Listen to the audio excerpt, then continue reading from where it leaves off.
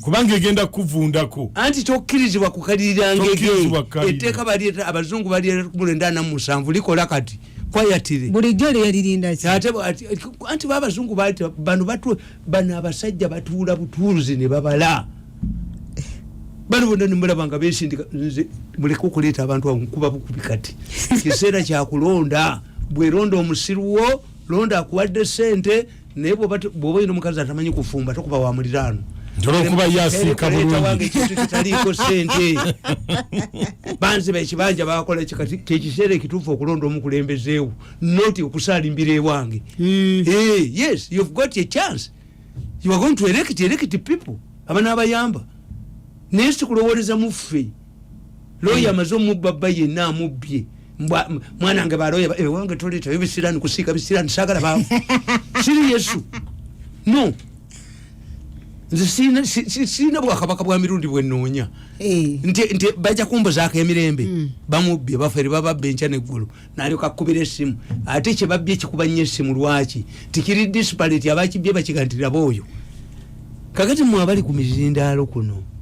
yowa problemu nze gyembasaasirako ti don't know how things work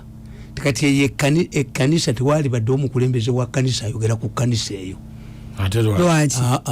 ekkanisa bagenda mu kooti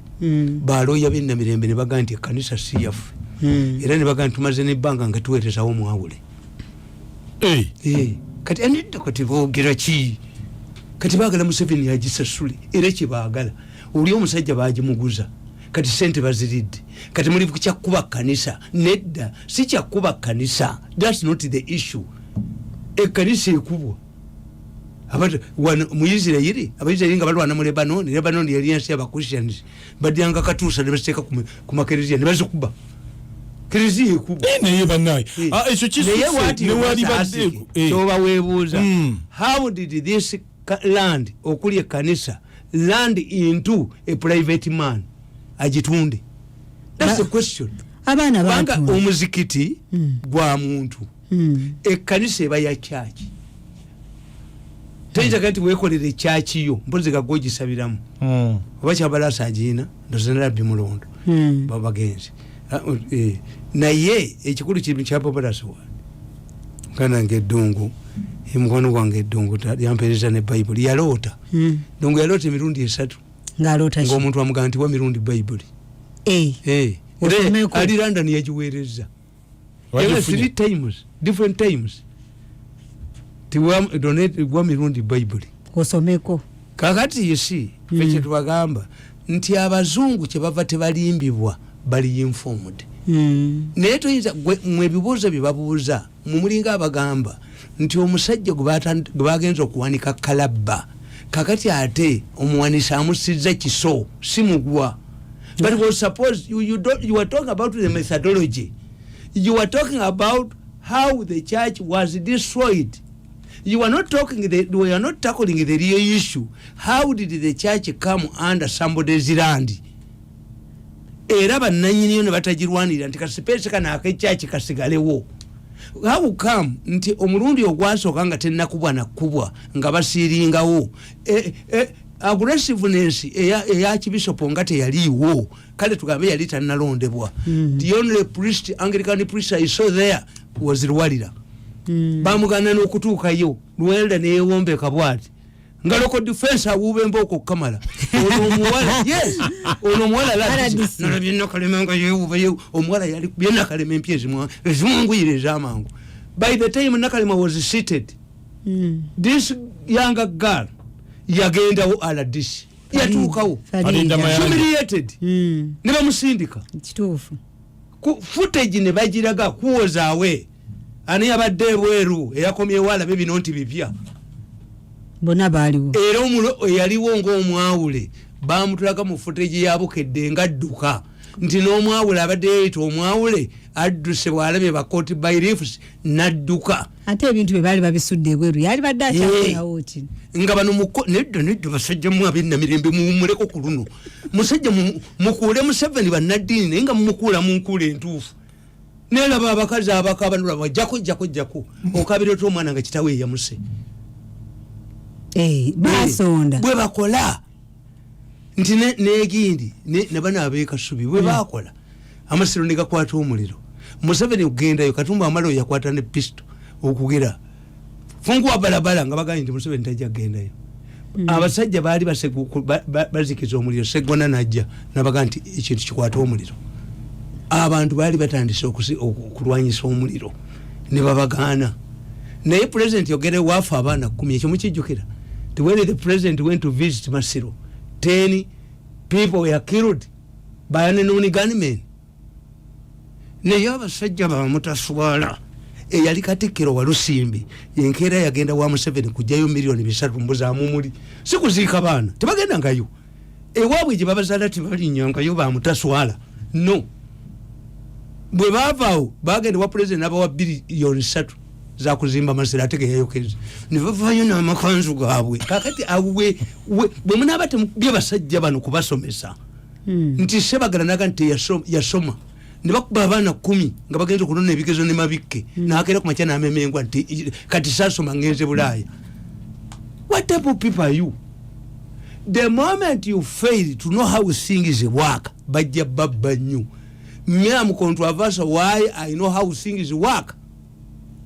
There is what we must discuss is not how the church was the method they used. Oba bulldozer oba balesa amatafali bajja kuli mulimu the church was not going to be there.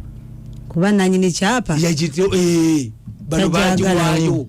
balo yabenda mirembe bagenda mu court. Why are you avoiding the part of court? The judge is there. Abalage proceedings nti namirembe church lawyers considered the church see yabwe and they have no good interest in the church. Oli nanyini nagulawo omuzikiti olaba omuzikiti ogw'abasajja abakambwe ku William Street bagujjawo kiki ekitatundibwa kati mu Europe mu Italy mu Roma mu kibuga Roma mwali mu ekereziya emitwalo 15 kati musigadde mu 6. That's why tewali kadidinaali yenna yabeeranga n'ekisomesa kye Roma kakati fe gundi waliwo Paris mu Roma eyabulwamu abajulizi bana bafa aba Uganda kigowe ekiri Uganda matazi. Yes. Ne kakati ne kadinali naye amanyi nti ogenda mu abo n'akabbo kakendera abazungu basoma nawono kyekigenda okubeerawo. Why? The mafias have destroyed all institutions. Nti institution y'emmengo yagwa kubanga babesi yemwe basooka Besigye ekintu kyali sakoledde eggwanga abo ba politician bambabazi batandikira mu churches ne batandikira mu madini except Islam. Naye ezaffe zagenda nti Amiri ekyambadde ekimukubye ekyali kimukubye omukazi oli ayinawo gundi minister ayina enkolagana ennyo n'abo ab'ennamirembe ng'omulimu gwe kutunda ttaka. Amiri n'avayo n'alwanira ab'ettaka. Amiri omukristaayo bakristaayo mbadde nga bamukuba. Amiri omukristaayo ekibadde kimukubye mu mawokota one of the reasons kulwanira bagula ttaka ng'oyo omukazi amwesimbyeko ate ali mu ofisi ya minisita egula ettaka ne beekwasa tuzimba church house buli bamu bafuna bye beekwasa naye nze ekinyingizamu kiriki nti byamukakiti oba mu church nakagenda emirundi emeka akuweereza weberera mu biribiri nti ebintu byagundi ebyo tyasiri mu gundi ebyo mu ntundu y'abafaaza abamu ne bakinga amasinga okubeera pure kakati nze bakuweereza ne bayibuli yoweso mbalaba bwe mutyo ne mbalaba bwe mutyo bayibuli njagisoma mbalaba bwe mutyo nze mayifiya eriemu nti awo wabadde kati Betikame akoma bwayogere nga bamuganya okuwogera najja ku kifuba. Why do you come and force your way when you were there as a minister nga church eno olutalo lutandika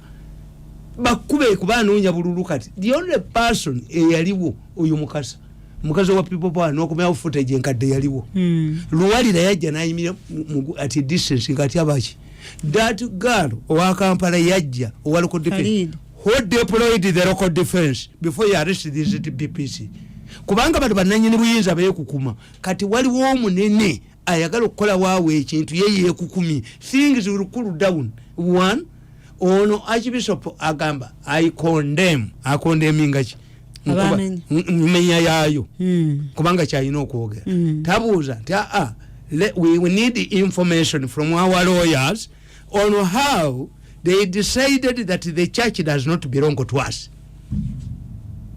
Baloya bagobera instructions abo banedda kati Museveni agenda kubayita bagende n'amagandula gaabwe batuule bajeyo sente olwo akabukedde kakube Museveni azizaawo ekkanisa